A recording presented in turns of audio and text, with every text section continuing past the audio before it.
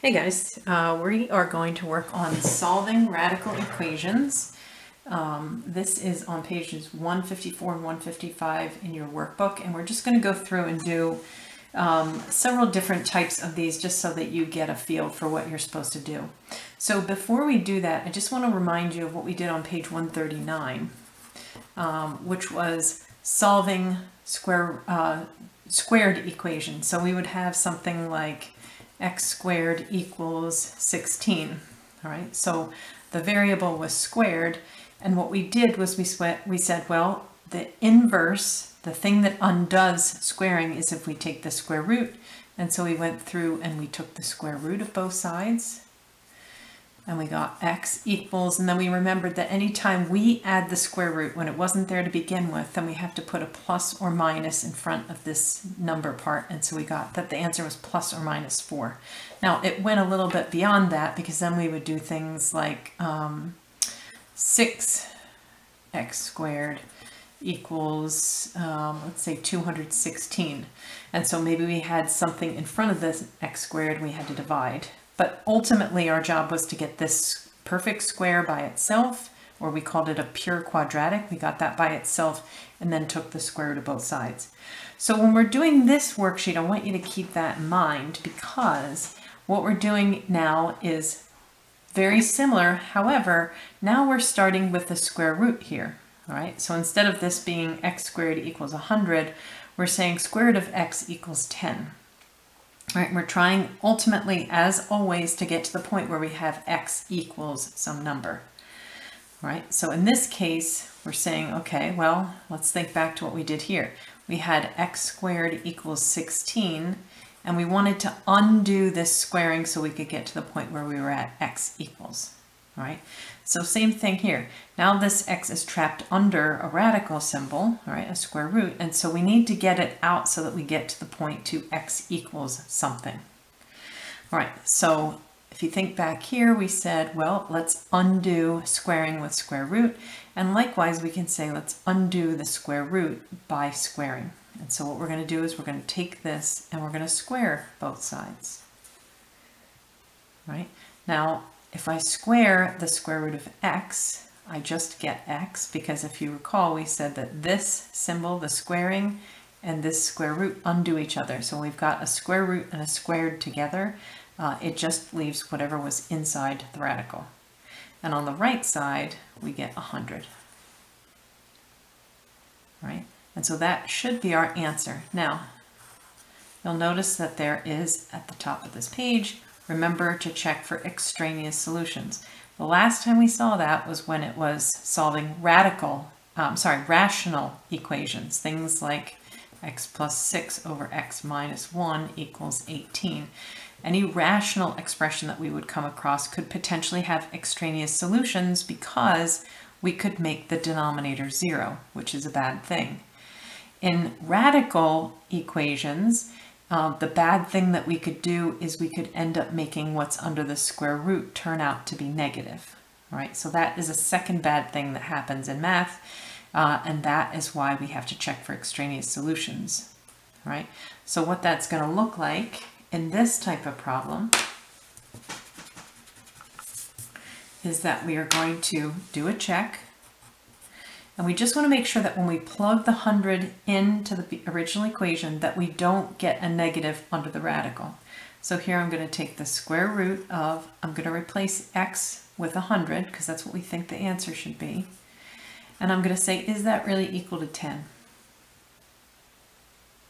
All right, so then when I do square root of 100, I do get 10. So 10 equals 10, check. All right, so this is not extraneous. Nothing bad happens when I plug that 100 in. I don't get a negative under the radical, so it's fine. All right, let's move on to number 3. So same thing in number 3. The only thing that's different is now there's something more than just a plain old variable under the radical, but it shouldn't make a difference. All right, so we're going to do the same thing. I'm going to think to myself, I would like to get rid of that radical symbol so that I can solve for v that is trapped under there right now. And so what I'm going to do to get rid of the radical is do its inverse, its opposite, which is squaring. I have to do it to both sides. right? On the left, when I square the square root of v minus 4, the squaring and the square root undo each other, and we just get v minus 4. And on the right, I get 9. All right, now this is just like a billion other algebra problems that we've done. We just solve for v, so we're going to add 4 to both sides, and we get v equals 13. All right, but again, we cannot forget to check for extraneous, and so we'll do our check, which is we take the original equation, square root of v minus 4 equals 3, and we're going to replace the v with a 13. All right, we're going to ask ourselves, what is this? Does this actually end up being equal to 3? So 13 minus 4 is 9, so we end up with square root of 9 equals 3. Right, is that true? Well, yes, square root of 9 is 3, and 3 equals 3. So yes, that's good. Okay, let's skip number 5 because that's almost identical to number 1. The only difference is we're using a different variable instead, but the process is going to be the same. Let's go down to number 7. Right, so for number 7, it looks very similar to problem 1 in that it's just one single thing, one term under the radical, but now it's got a coefficient with it, which the others didn't have. But again, same procedure, is that I want to solve for b, but in order to do that, I have to break it out of the square root. And so how we're going to do that is we're going to square both sides. Right, 2 squared is 4. And then on the right here, the square root of 4b squared, the squaring and the square root undo each other, so it's 4 equals 4b. All right, divide both sides by 4 and I get b equals 1. This one's going to be a nice easy one to check. Right, so it's asking, is 2 equal to the square root of 4b when b is 1? Right, well that says 2, is that equal to the square root of 4? And yes, 2 equals 2. Okay, hopefully that's enough to get you feeling a little bit comfortable before we move on to some that start to look a little bit more complicated, but really are just like the problems that we did on page 139, where we had a pure quadratic and we were trying to undo a square. Now we're trying to undo a square root. So the strategy that we used there was get everything to one side, right? We want to isolate this because as soon as we isolate that, we can square it. If we try to square this, we're going to end up with a big giant mess, all right? We're going to end up having to do FOIL, where we would end up with -8 plus square root of 5a minus 5 times -8 plus the square root of 5a minus 5. That will be a massive mess, all right? So we don't want to do that. We want to get this by itself so that we end up squaring it and the radical just goes away, all right? So in order to do that, we need to get this -8 away from this right here. All right, so I'm going to add 8 to both sides. And when I do that, I get square root of 5a minus 5 equals 5. All right, now we're back in the same situation that we were in the other problems that we did, where we just end up having to square each side. All right, on the left side, when we square the square root, we just get what's inside, 5a minus 5. And on the right, we get 25.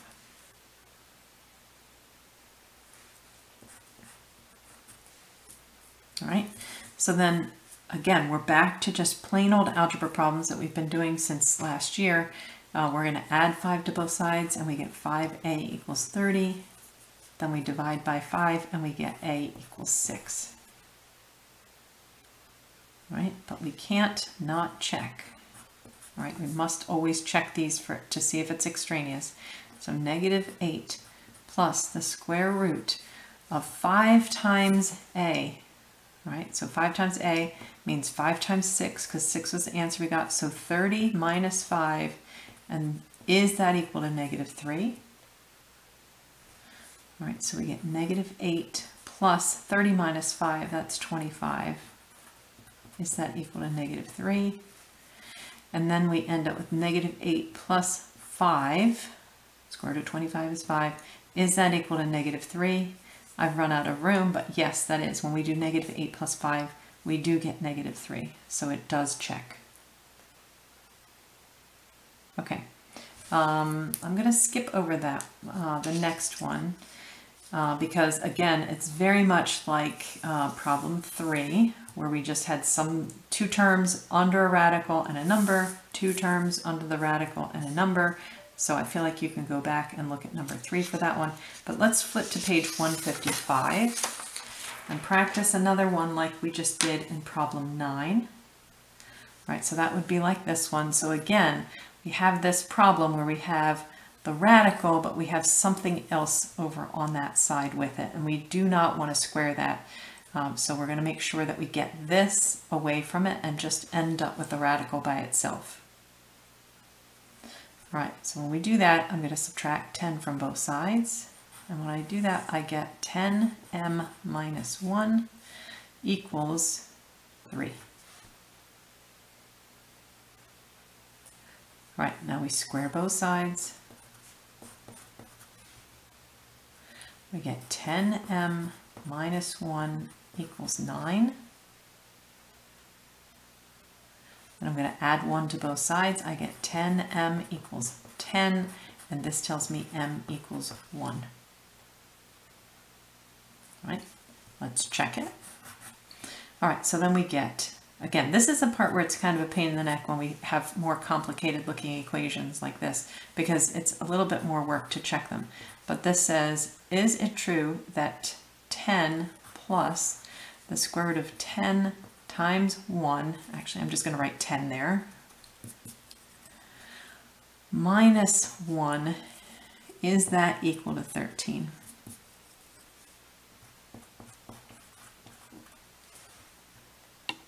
All right, so I do is 10 plus 10 minus 1 is 9, so this is the square root of 9. Is that equal to 13? Square root of 9 is 3, so it's asking, is 10 plus 3 equal to 13? And yes, 13 equals 13. So yes, that is true. Okay, I want you to pause the video and I want you to do 15 and 17. Actually, just do 15 on your own and then come back, because when we end up at 17 through 25, all the way to the end, we're going to use a new technique. So pause at number 15 and solve that, and then come right back and you can check your answer. Okay, let's try number 15. Well, let me just do it with you so that you can check your work. So we're going to add 1 to both sides. So we get square root of v plus 3 equals 8. We squared both sides, and you end up with v plus 3 is equal to 64. You subtract 3 and you end up with an answer of v equals 61. And when we check that, we would get square root of 61 plus 3 minus 7. We want to know, I'm sorry, minus 1. And we want to know, is that equal to 7? All right, so then we've got square root of 61 plus 3 is square root of 64. Minus 1, is that equal to 7? Square root of 64 is 8. 8 minus 1, is that equal to 7? And then 8 minus 1, yes, 7 does equal 7. So that checks. I don't think we're going to get any extraneous on this one. When we get into class on Tuesday, we'll do a sheet where we will get some extraneous. All right, so let's take a look at number 17, because this is, again, a new setup, where instead of just having a single square root and then a bunch of other numbers, we have square roots on both sides. All right, but not to worry, because we're going to do the same strategy. As long as the radical is by itself, when we square it, we're going to get rid of it. So here we'll square both sides, right? And then we would say, all right, what happens when we square the square root of 3n? Well, again, the radical, the square root symbol, and the square are inverses or opposites of each other. They undo each other. So all that's left is 3n on this side. And on the right side, same thing. This is 4n minus 1. And then we'll just solve. So I would subtract 3n from both sides and add 1. So let me minus 3n, and then plus 1, plus 1. These will cancel out, these will cancel out, and so I'm left with 1 equals 4n. Nope, n. Sorry, I forgot that I subtracted the 3n. So I just get 1 equals n, or n equals 1 as my answer. And let's just check that. So that says the square root of 3 times 1, or 3, is that equal to the square root of 4 times 1, or 4 minus 1? Now you might be panicking a little bit right now and saying, oh my gosh, I don't know square root of 3, it doesn't simplify, I've never ended up with a square root in my answer. That's okay. Just pause right here and let's take a look at this side. So on the left, I'm just going to leave it as square root of 3, and on the right, when I do 4 minus 1, I get 3 under the square root symbol. We don't have to worry that we can't simplify them. We don't need to find decimal approximations. As long as we end up with the same value on each side, in a radical, outside of a radical, it doesn't matter. As long as our final answer on each side is identical, then it is correct and not extraneous. Okay, so for number 19, again, same kind of thing as in problem 17, where we have radicals on each side. The thing that's different here is that this radical contains a fraction, right? But otherwise, it's exactly the same. So let's go ahead and square both sides. All right, when we do that, the square root of x divided by 10 squared, the square root and the square cancel each other, so we're left with x divided by 10. And on the right, same thing, we have 3x minus 58. It's not often that we see a variable divided by a number when we're solving algebraic equations, but we have seen it. And what we do in this case is we multiply everything by the denominator to clear it out. All right, so not just the left side, the entire equation. So I'm going to do x over 10 times, x over 10 times 10. The 10s will cancel, so we're left with an x. On the right, I'm going to do 10 times 3x, which is going to give me 30x. And then I'm going to do minus 10 times 58, which is going to give me 580. All right, now we're trying to solve. This time, instead of doing what I did here, subtracting 3n and adding 1, I'll just subtract 30x and we'll just end up with a negative coefficient. So if I subtract 30x from both sides, I end up with a negative 29x equals negative 580. And then I'm going to divide both sides by negative 29. I believe that's 20, but let me just double check.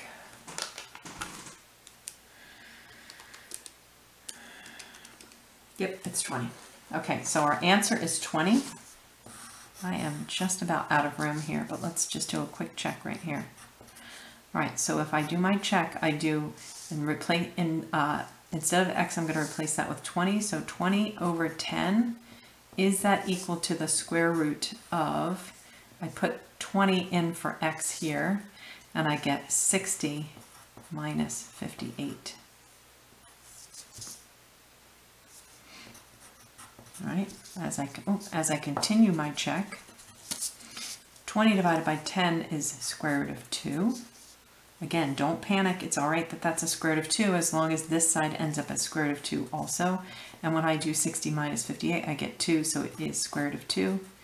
And so they both check. All right. So I want you to pause, and I want you to do 21, 23, and 25. You're not going to come back to me to check. You're going to go into your answer key and check to make sure that you got the right thing. But you are going to check for extraneous, so please, please do that. Again, in class on Tuesday, we will do ones where there are extraneous, so you'll get to see what happens in that case, what would screw it up. So again, you're going to do 21, 23, and 25 on your own, and you're going to check the answer key after you do the problem just to make sure that your work and your check for extraneous were correct. Okay, good luck. Bye.